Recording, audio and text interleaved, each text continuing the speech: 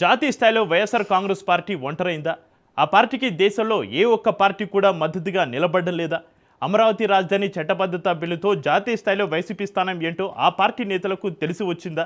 రాజధానికి అన్ని పార్టీల మద్దతు కూడగట్టడంలో సీఎం చంద్రబాబు సక్సెస్ అయితే, ఒకప్పుడు దేశంలో సీట్ల పరంగా 4వ పెద్ద పార్టీగా ఉన్న వైసీపీకి నేడు ఎందుకు ఆ పరిస్థితి వచ్చింది? మొదటి నుంచి ఆ పార్టీ అనుసరిస్తున్న వైఖరితోనే జాతీయ పార్టీలు దూరంగా ఉంటున్నాయా? వైసీపీ ఏ కూటమిలో చేరకపోవడం కూడా కారణమేనా? నేషనల్ పాలిటిక్స్లో ఫ్యాన్ పార్టీ తప్పటి అడుగులు వేస్తుందా? Let's watch.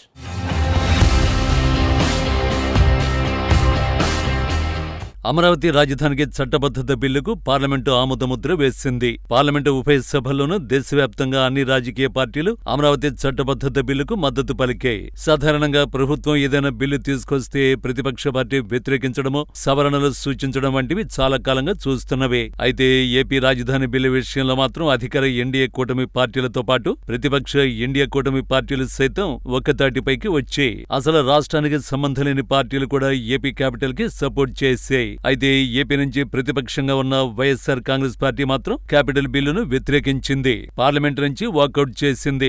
ఉభయ సభల్లోనూ ఆ పార్టీ నేతలు రాజధాని బిల్లుపై చర్చలు మాత్రం పాల్గొన్నారు. అమరావతిలో అవినీతి జరుగుతోంది అంటూ ఏపీ ప్రభుత్వంపై విమర్శలు గుప్పించారు. అయితే వైసీపీ ఎన్డీఏ కూటమి పార్టీలపై చేస్తున్న విమర్శలకు సైతం ప్రతిపక్ష పార్టీల మద్దతు దక్కలేదు.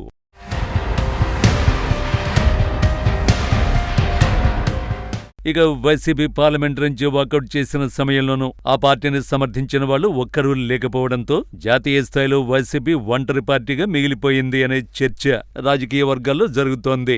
అమరావతిలో రాజధాని నిర్మాణానికి 1000 కోట్లు ఖర్చు చేయడం సాధ్యం కాదని వైసీపీ చేస్తున్న వాదనకు సమాజ్వాదీ పార్టీ ఎంపీ ధర్మేంద్ర యాదవ్ మాత్రం మద్దతు పలికారు. విశాఖను రాజధాని చేస్తే బాగుండేది అన్న అభిప్రాయాన్ని ఆయన వ్యక్తం చేశారు. విశాఖ రాజధాని అయితే ల్యాండ్ పూలింగ్ వంటి సమస్యలు వచ్చేవి కావని చెప్పుకొచ్చారు. అయితే అమరావతి చట్టబద్ధత బిల్లుకు ఆ పార్టీ కూడా మద్దతునిచ్చింది.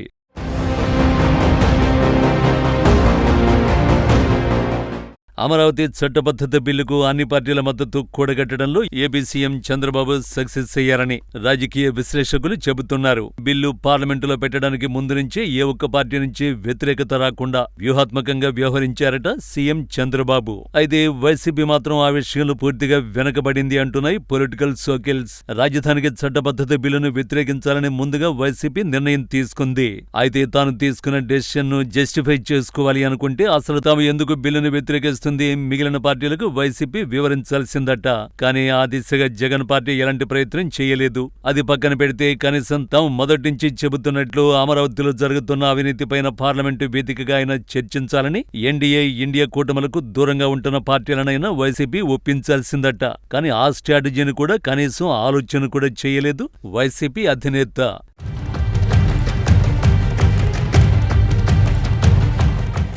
వైసీపీ జాతీయ రాజకీయాల్లో మొదటించి అనుసరిస్తున్న వైఖరి కూడా ఆ పార్టీ ఒంటరిగా మిగిలిపోవడానికి కారణమంటున్నారు రాజకీయ విశ్లేషకులు. దేశంలో చాలా పార్టీలు అటు ఇండియా కూటమిలో లేదా ఎన్డీఏ కూటమిలో భాగస్వాములుగా ఉన్నాయి. కానీ ఏపీ నుంచి వైసీపీ మాత్రం ఏ కూటమిలోనూ చేరకుండా తటస్థంగా ఉంటుంది. వైసీపీ అధికారంలో ఉన్న గత ఎన్నికల ముందు టీడీపీ బీజేపీ జత కట్టడం, వైసీపీ ఓటమి చెందడంతో బీజేపీ పెద్దలు సైతం జగన్తో అంటిముట్టునట్లుగానే వ్యవహరిస్తున్నారు. ఇక కాంగ్రెస్ పార్టీతో వైసీపీ మొదటి రాజకీయంగా బద్ధ శత్రువుగా ఉంది. రాష్ట్ర స్థాయి మొదలు ఢిల్లీ స్థాయి వరకు వైసీపీ కాంగ్రెస్ పార్టీని తీవ్రంగా వ్యతిరేకిస్తుంది. దీంతో వైసీపీ సహజంగానే ఇండియా కూటమికి దూరంగా ఉంది. అలాగే ఏపీలో అమరావతి రాజధానికి కాంగ్రెస్ పార్టీ పూర్తి మద్దతునిస్తోంది. వీటికి తోడు సీఎం చంద్రబాబుకి దేశవ్యాప్తంగా అన్ని రాజకీయ పార్టీలతో సంబంధాలున్నాయి. ఒకప్పుడు దేశ రాజకీయాల్లో చక్రం తిప్పిన చంద్రబాబు ఇప్పటికీ అన్ని పార్టీలతో సమర్థవంతమైన నేతగా మన్ననలు పొందుతున్నారు. అయితే జాతీయ స్థాయిలో మిగిలిన పార్టీలతో సంబంధాలు ఏర్పాటు చేసుకోవడంలో మాత్రం మొదటి నుంచి జగన్ చొరవ చూపలేదు. అదే ఇప్పుడు వైసీపీకి ఢిల్లీ స్థాయిలో ఒక్క పార్టీ నుంచి సానుకూల స్పందన రాకపోవడానికి కారణమైందని రాజకీయ విశ్లేషకులు చెబుతున్నారు.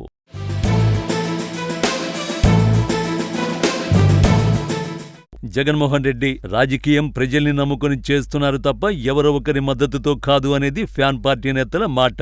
చేయగలిగింది చెప్పడం, సాధ్యం కాని విషయాలు సాధ్యం కాదు అని చెప్పడం మొదటించి జగన్ కి అలవాటు అంటున్నారు. దీనివల్ల ఒక్కోసారి రాజకీయంగా ఇబ్బందులొచ్చినా ఫైనల్ గా జగన్ చెప్పే మాటలపై ప్రజలు కూడా ఆలోచన చేస్తారని వైసీపీ నేతలు చెబుతున్నారు. ఇవాళ దేశ స్థాయిలో వైసీపీకి మద్దతు రాకున్నా 2029 ఎన్నికల తర్వాత జగన్ సత్తా ఏంటో మరోసారి అందరికీ తెలిసొస్తుందని ధీమా వ్యక్తం చేస్తున్నారు.